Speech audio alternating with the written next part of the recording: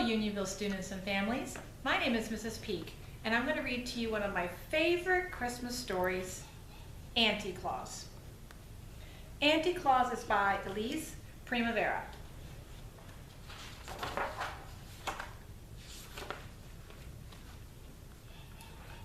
The Crinkle family lived high atop of the luxurious Bing Cherry Hotel in New York City, and they loved Christmas.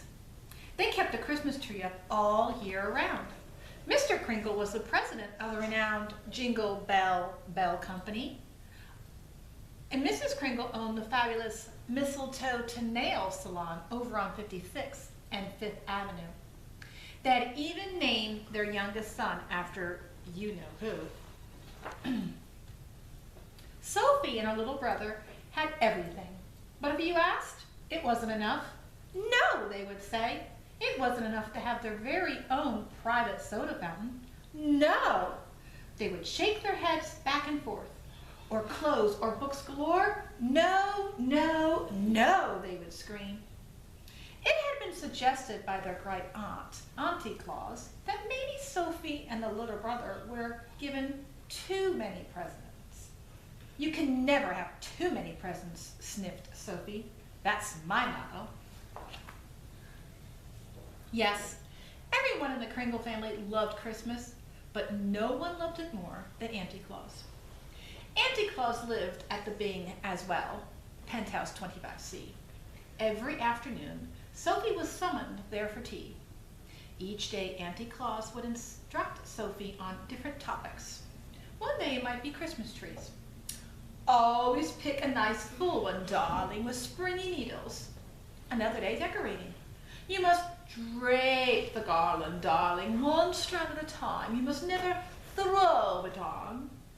After they finished tea, Auntie Claus would close with these words of wisdom. And darling, always remember my first and final rule. Whether it's birthdays, Christmas, or Halloween, it's far better to give than it is to receive. Sophie wondered about her great aunt a lot. She was so mysterioso, Sophie thought. And this was very true. There were many strange going-ons up in penthouse 25C. Most people considered Auntie Claus just another eccentric New Yorker. But Sophie knew that there was more to her than meets the eye. For instance, what was the diamond key that always hung from a silver ribbon around her neck? Just a bit of costume jewelry, darling, her great auntie would reply, then quickly change the subject. Why did Auntie Claus leave every year right after Halloween and not return until Valentine's Day? Just a business trip, darling. And she changed the subject again. Where does she go? Sophie wanted to know. Once again, it was Halloween, and Auntie Claus announced, in 1 week, I'm off on my annual business trip. What kind of business are you in anyway? Sophie asked.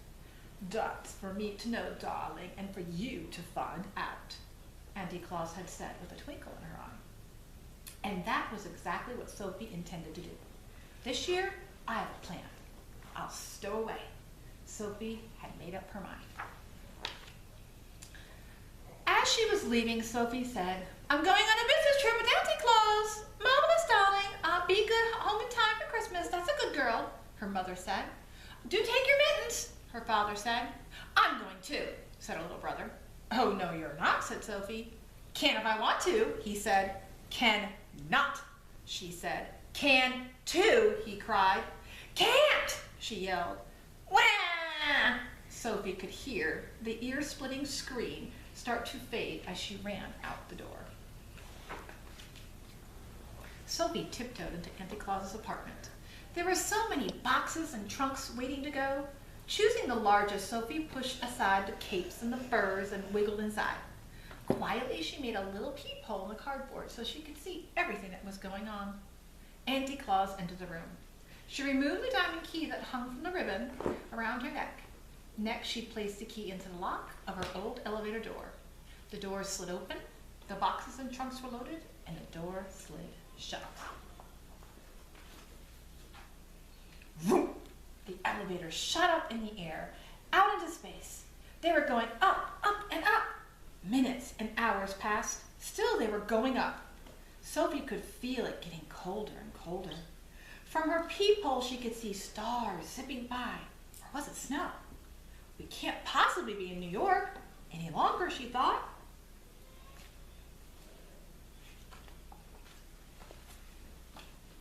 The elevator landed with a thunk, tipping over Sophie's box.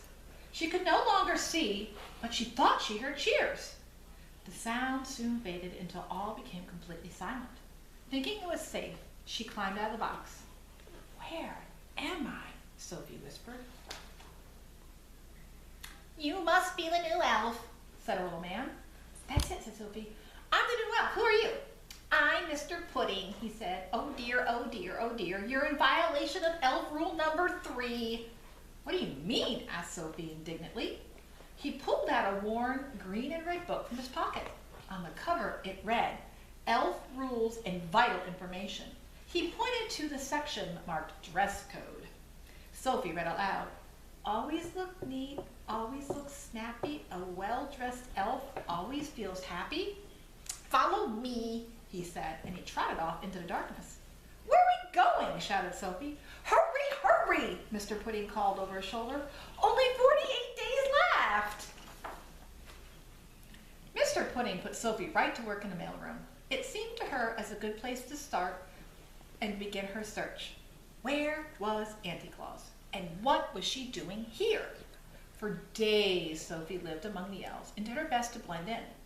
She slept on a cot in the elf dormitory. She ate her meals in the cafeteria. No one suspected.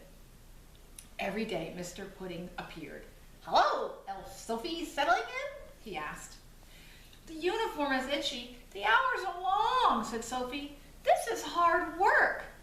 Oh dear, said Mr. Pudding. He pulled out the old green and red book from his pocket. "Elf rule number 2, said Mr. Pudding. "An elf's work is never done, but hard work never hurt anyone." Rules, she mules, thought Sophie. For weeks, Sophie looked high and low for Auntie Claus, but it was almost Christmas Eve, and she had turned up nothing. Sophie was worried. If she didn't find Auntie Claus, how would she get home? If she didn't get home, how would I get all my Christmas presents, she thought. Just then, Mr. Pudding appeared.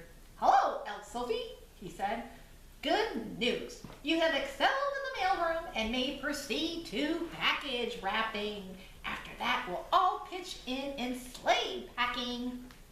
"I'm not going to package wrapping, and I'm not going to sleigh packing. I want to go home," Sophie yelled. "I have to get all my—" But before she could finish, Santa's voice interrupted over the PA system. "It's that time of year again," his voice boomed, "and I was hoping one of you would volunteer to go to the coal mines and pick up the BB&G list." Sophie whispered to Mr. Pudding, "What's the BB&G list?" "BB&G, he shivered. "It's short for bad boys and girls. Any boy or girl on that list goes without presents or worse for Christmas." Sophie swallowed hard. Uh-oh, she thought. Mr. Pudding continued. "Only the bravest of elves would volunteer such an awful job." "Yes, a brave elf," thought Sophie, "or else a girl who thinks she might be on that list." She raised her hand high. "I'll go," she said. Oh dear, Mr. Pudding said. As Sophie made her way toward the coal mine, she could hear the chanting of the BB&G elves. "Spoiled bats and crybabies and wine babies and all the ones who don't believe. Here's some coal and here's some gunk. Fill a stocking that smells like a skunk." Sophie went down, down, and down, where it became darker and darker.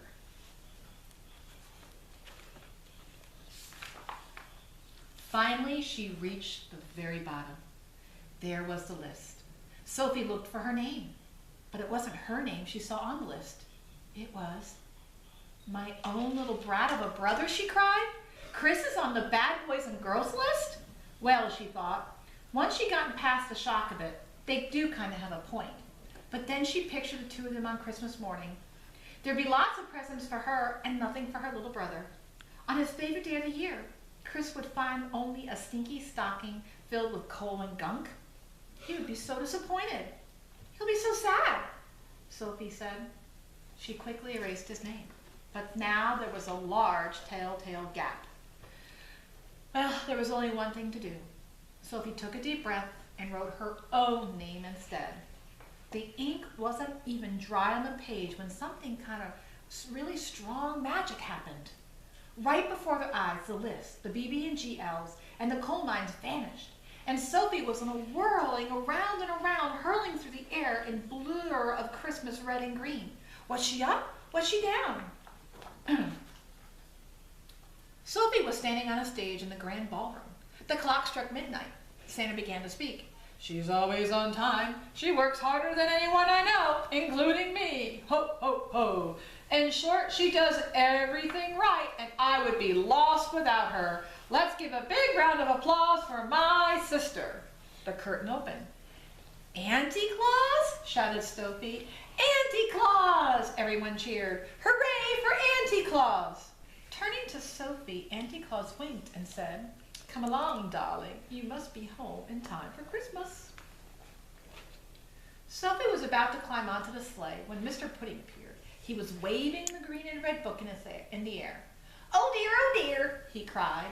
"Auntie Claus, Sophie can't leave until she knows the first and final rule. See, it says so right here under departuring procedures." The dear reindeer stomped his foot restlessly and shook their heads as if to say, "Let's go, let's go." "Sophie knows the first and final rule, Mr. Pudding," Auntie Claus said. "I do?" said Sophie. "Yes, you do now. Now hop onto the sled. There's a good little girl."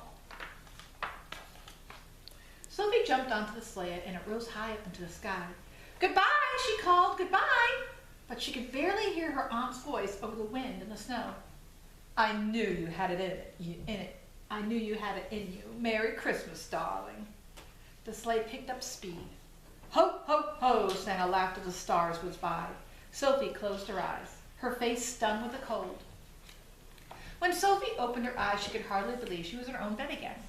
She ran downstairs toward the living room. "Please let him get his presents," she whispered to herself. Under the tree was her little brother. His cheeks were red, his eyes sparkled, his belly shook with laughter. "Merry Christmas, Sophie," he bellowed. "Merry Christmas, Chris," Sophie said with great relief. It was then that she realized Auntie Claus is right. "I do know the first and final rule," she said to herself. "It's far better to give than it is to receive." "There is something here for you," her mother and father said proudly. They handed Sophie a tiny box with a card. Inside was a diamond key hanging from a red ribbon. "It's from Auntie Claus," Sophie said. "Where is Auntie Claus anyway?" Chris piped up. "On a business trip, darling," Sophie said and smiled mysteriously. Suddenly a thought occurred to Chris.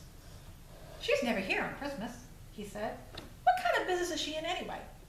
"That is something for me to know and for you to find out," Sophie said to her little butterball of a brother. And someday he would. But that's another story. The end. Thank you all for listening, and I hope you enjoyed the story, Auntie Claus.